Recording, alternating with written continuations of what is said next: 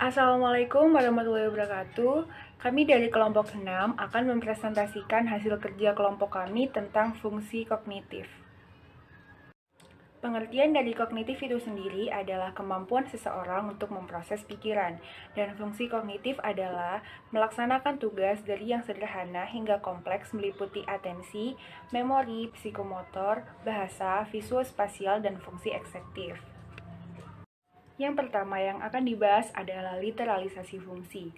Maksud dari literalisasi fungsi adalah dengan adanya fungsi yang berbeda dari kedua belahan otak mengakibatkan manusia memiliki perbedaan. Seperti contoh, sebagian manusia adalah kinal atau right-handed dan sebagian lagi adalah kidal atau left-handed. Hal ini terjadi karena kedua belahan otaknya menjalankan fungsi yang berbeda. Yang kedua adalah handedness dan genetika. Manusia menjadi kinan dan kidal karena berbagai alasan, termasuk adanya kerusakan atau gangguan pada belahan otak kiri pada saat kelahiran atau pada saat bayi.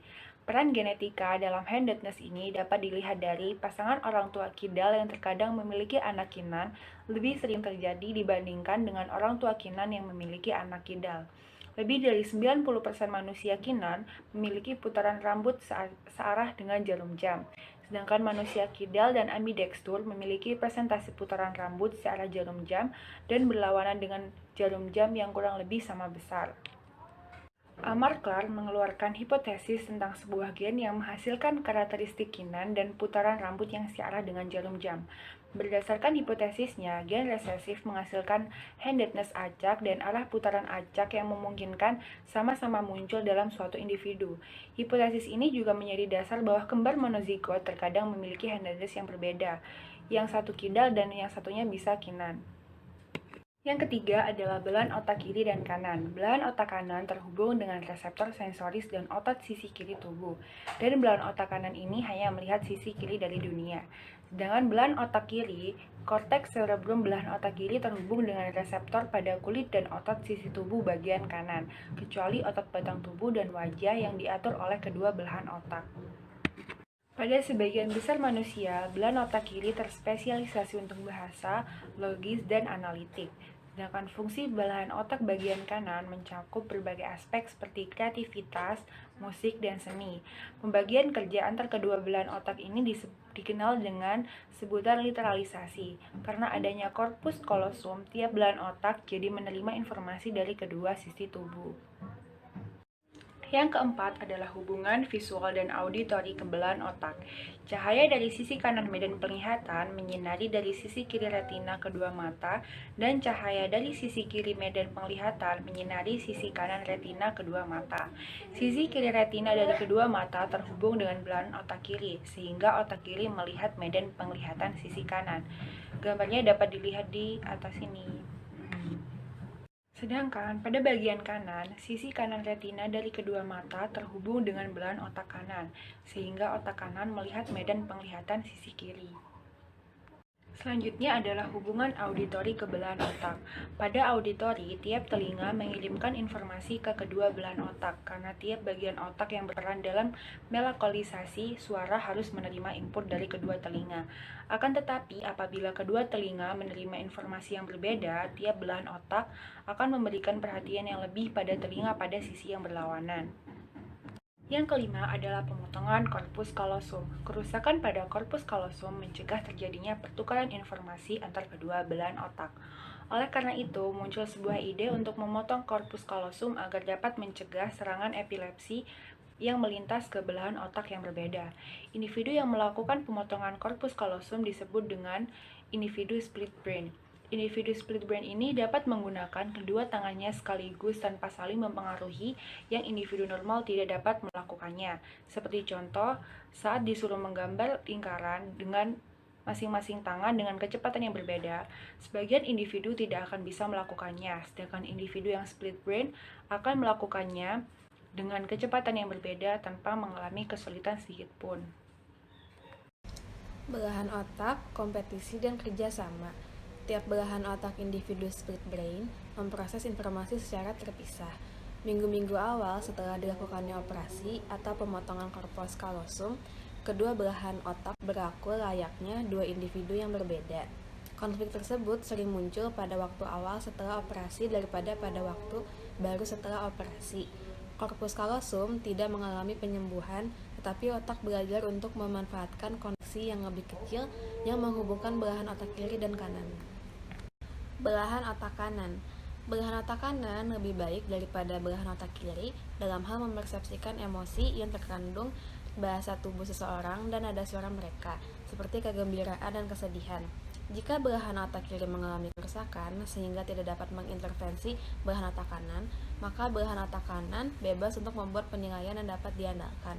Sebaliknya, penderita kerusakan pada belahan otak kanan bicara dengan suara yang monoton, tidak dapat memahami ekspresi emosional orang lain, dan biasanya tidak dapat memahami humor dan sarkasme.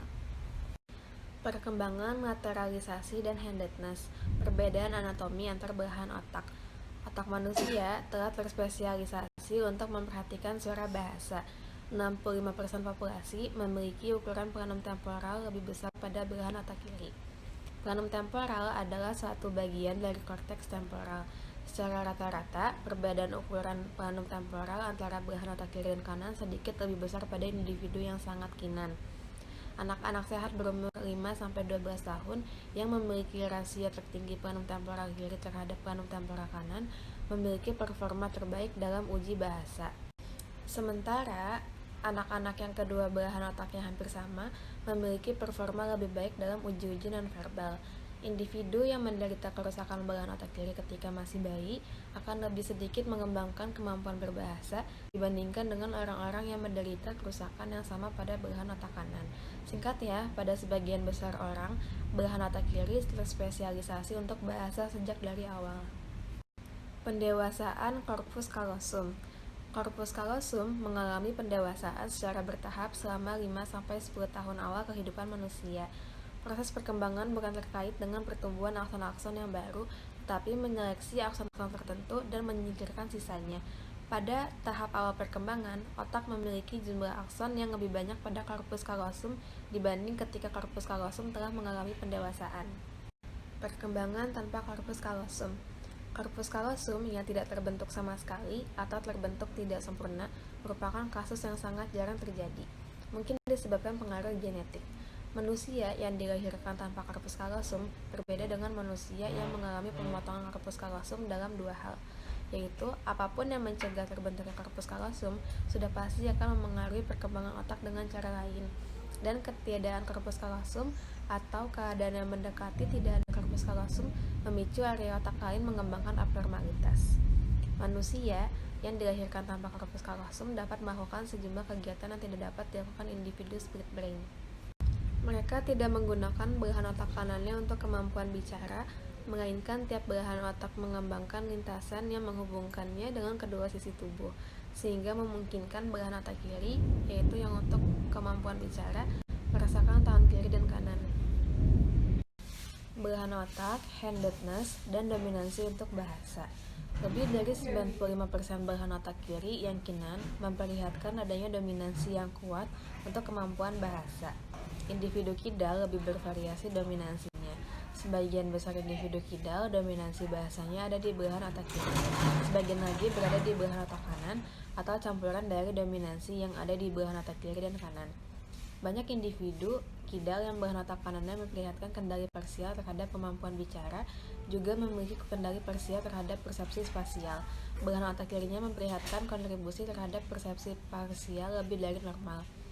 Hanya beberapa individu kidal yang memiliki dominansi otak kanan untuk bahasa dan persepsi spasial. Pemulihan bicara setelah kerusakan otak. Setelah terjadi kerusakan otak yang mengganggu bahasa, beberapa individu dapat memulihkan diri sepenuhnya, tetapi sebagian lagi hanya dapat memulihkan sedikit. Umur adalah salah satu faktor. Semua hal lain sebanding, otak juga lebih plastis pada masa awal perkembangan daripada masa perkembangan selanjutnya, dan remaja lebih cepat pulih daripada orang tua. Namun, generalisasi tersebut juga memiliki pengecualian. Faktor lain yang memengaruhi pemulihan bahasa setelah terjadinya kerusakan otak adalah bagaimana bicara dilateralisasi pada individu. Evolusi dan fisiologi bahasa. Perkursoran bahasa pada spesies bukan manusia. Yang pertama pada seekor simpanse. Simpanse dapat belajar berkomunikasi dengan bahasa tubuh atau simbol-simbol non-vokal, walaupun outputnya tidak menyerupai bahasa manusia. Simpanse jarang sekali menggunakan simbol yang ada dengan simbol yang baru, dan jarang menggunakan simbol tersebut untuk mendeskripsikan sesuatu. Biasanya dilakukan untuk meminta sesuatu. Mereka menyusun simbol lebih banyak daripada mereka memahami simbol yang dihasilkan simpanse lain. Yang kedua, pada seekor bonobo. Mereka memahami bahasa lebih banyak daripada yang mereka dapat katakan.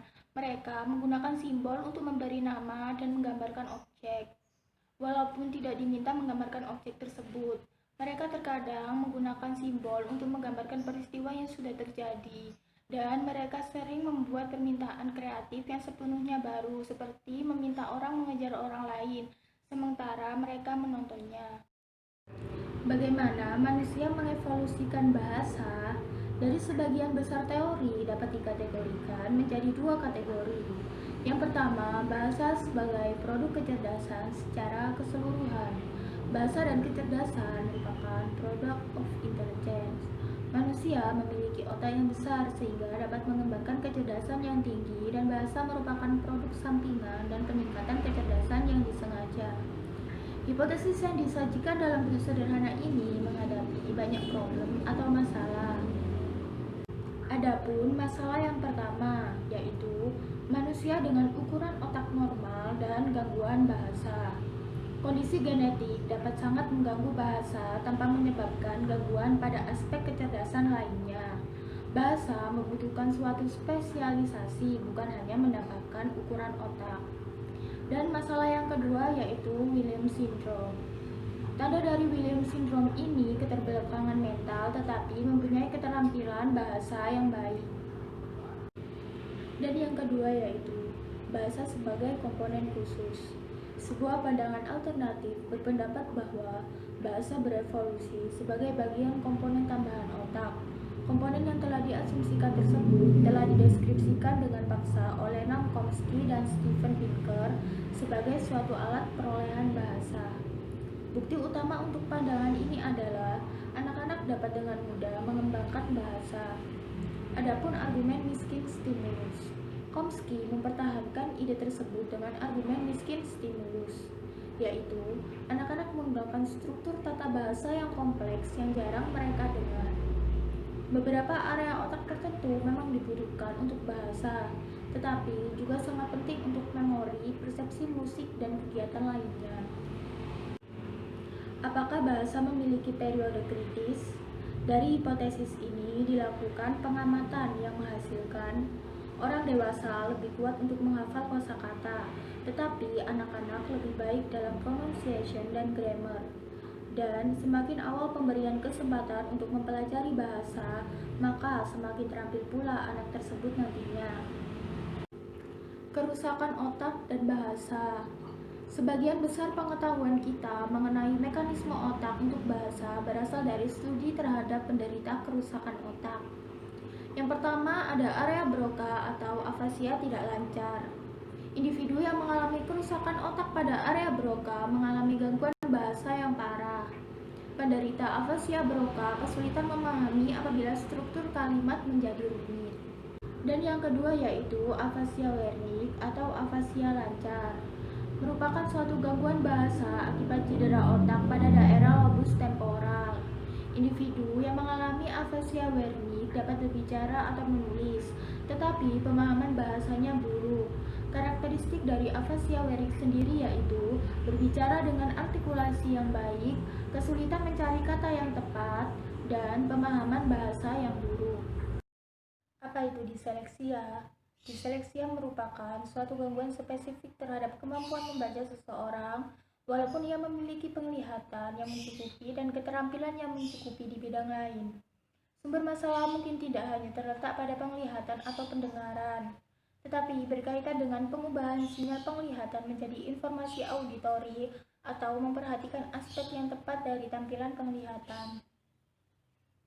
Perubahan respon pada otak. Perubahan respon pada otak sangat dipengaruhi oleh stimulus kuat yang didapat dari pendengaran, penglihatan yang direspon oleh korteks. Kemudian, otak kita memilih stimulus mana yang akan Ya, respon tergantung dari stimulus tersebut. Pertama, intensitasnya, kedua, kemiripannya di masa lalu, kemudian karakteristik stimulus itu sendiri.